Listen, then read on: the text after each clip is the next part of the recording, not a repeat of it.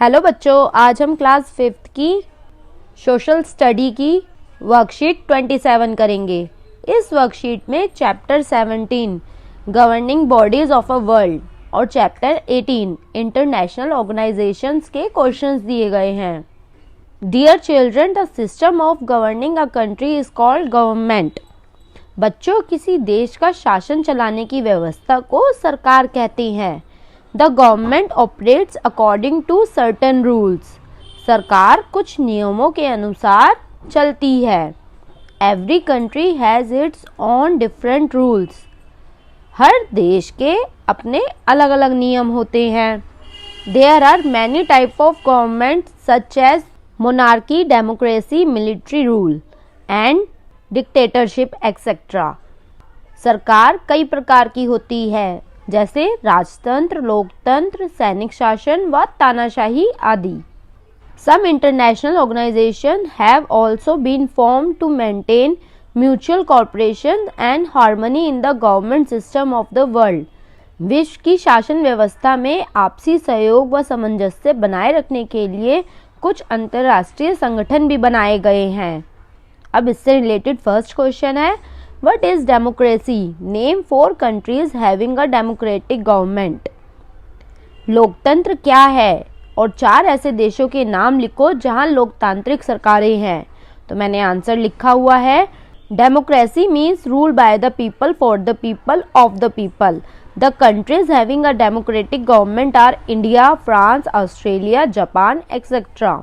लोकतंत्र का अर्थ है लोगों का शासन। यह एक ऐसी व्यवस्था है जिसमें देश की जनता की किसी न किसी रूप में सरकार में भागीदारी होती है। भारत, ऑस्ट्रेलिया, फ्रांस में लोकतांत्रिक सरकारें हैं। नेक्स्ट क्वेश्चन है, which type of government is beneficial to the people? Monarchy, democracy, military rule और dictatorship. Why? Discuss with the elders in your family members and write. राजतंत्र, लोकतंत्र, सैनिक शासन व तानाशाही में से किस प्रकार की शासन व्यवस्था जनता के लिए लाभदायक है और क्यों? अपने परिवार में बड़ों से चर्चा करके लिखो। इसका आंसर है, the best government system is democratic because in it people choose representative by using their votes. सबसे अच्छी शासन व्यवस्था लोकतांत्रिक है क्योंकि इसमें लोग अपने वोट का प्रयोग करते हुए प्रतिनिधि चुनते हैं। The elected representative together form the law of a country through which the government operates. चुने हुए प्रतिनिधि मिलकर देश का शासन बनाते हैं जिससे सरकार चलती है। नेक्स्ट क्वेश्चन है, there are mainly 3 parts of the government, administrative, executive and judiciary, which help the government to run smoothly as per the rules framed by the constitution. हमारी सरकार के मुख्यतः 3 अंग है, व्यवस्थापिका, कार्यपालिका और न्यायपालिका, जो सरकार को संविधान के बनाए नियमों के अनुसार सुचारू रूप से चलाने में मदद करते हैं।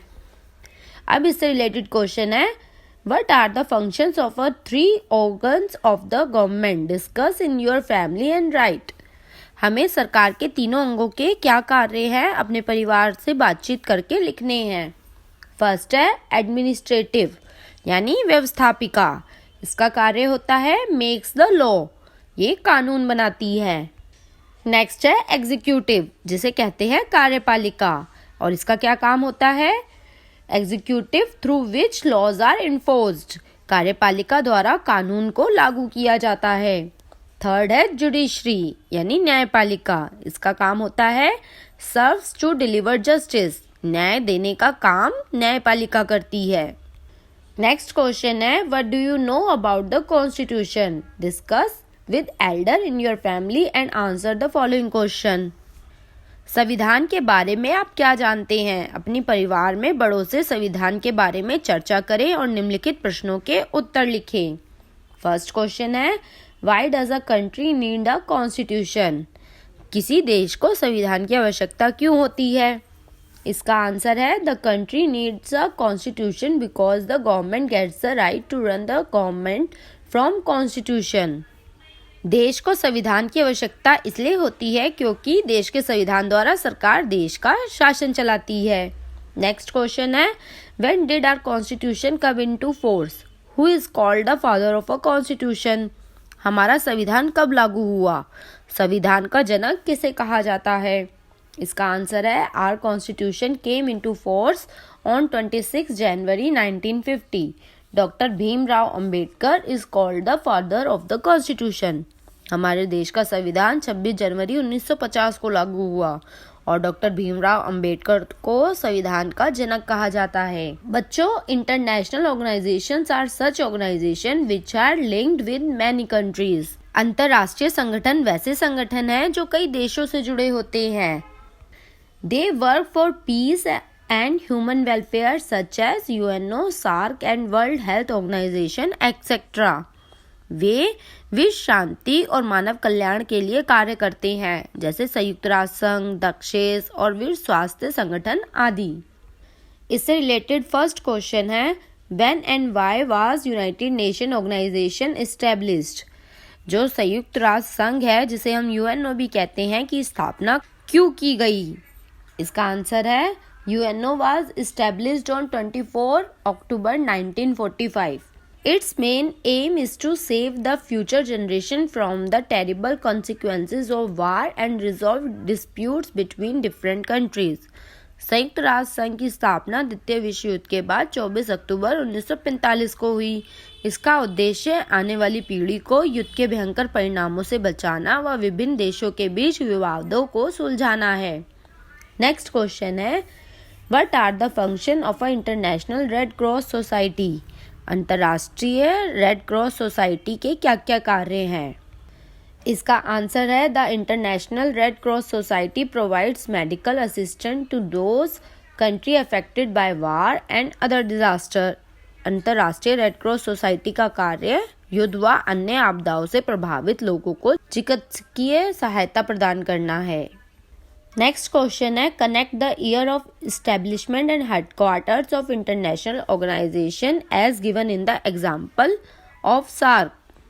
अंतरराष्ट्रीय संगठनों की स्थापना वर्ष और मुख्यालय के बारे में जानकारी को दक्षेस के उदाहरण अनुसार हमें जोड़ना है. सार्क की स्थापना हुई थी 1985 में और इसका हेडक्वार्टर है काठमांडू में. ऐसे ही रेड क्रॉस सोसाइटी की इस्टेब्लिशमेंट हुई थी 1863 में और इसका हेडक्वार्टर जेनेवा, स्विट्जरलैंड में है. नेक्स्ट है यूएनओ. यूएनओ की इस्टेब्लिशमेंट ईयर है 1945 और इसका हेडक्वार्टर है New York, America. Next, non aligned movement. ये इस्टेब्लिश हुआ था 1961 में और इसका हेडक्वार्टर है जकार्ता, इंडोनेशिया में. लास्ट क्वेश्चन है, national symbol reflects the identity of a country. राष्ट्रीय प्रतीक किसी देश की पहचान को दर्शाते हैं. Fill the national symbol of India as given below with the help of a given example. हमें भारत के राष्ट्रीय प्रतीकों को नीचे दिए गए उदाहरण की सहायता से लिखना है. जैसे भारत का नेशनल सॉन्ग है वंदे मातरम और नेशनल एंथम है जनगण मन. नेशनल फ्लैग है तिरंगा और नेशनल ट्री है बानियान यानी बरगद का पेड़. और इंडिया का नेशनल फ्लावर है लोटस यानी कमल. नेशनल बर्ड है पीकॉक यानी मोर. और नेशनल एम्बलम है अशोक पिलर यानी अशोक स्तंभ. नेशनल एनिमल है टाइगर. नेशनल रिवर है गंगा. नेशनल फ्रूट है मैंगो और नेशनल गेम है हॉकी. तो बच्चों, ये थी हमारी क्लास 5th की सोशल स्टडी की वर्कशीट 27. आप हमारे चैनल को सब्सक्राइब ज़रूर करिए और बेल आइकन को क्लिक करना ना भूलें ताकि जब भी हम वीडियोस डालें आपके फ़ोन में नोटिफिकेशन आ जाए.